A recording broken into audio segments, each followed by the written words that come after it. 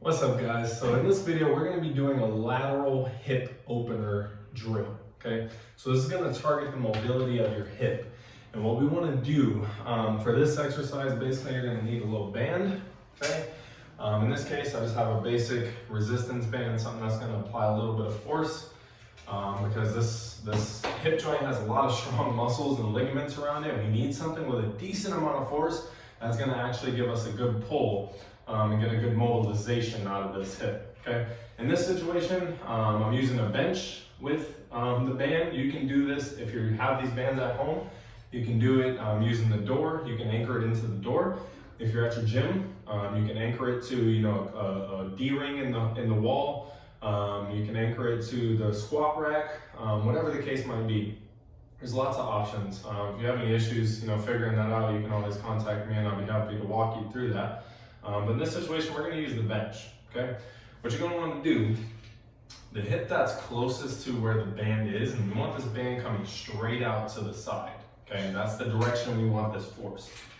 You're going to put that foot in here, and in some situations, depending on the sensitivity of your knee, and if you have any issues, we are going to be putting pressure on the kneecap, and so it can be a little uncomfortable. So feel free to use a little cushiony mat or a pillow or a sweater or something to give you a little bit of cushion, okay?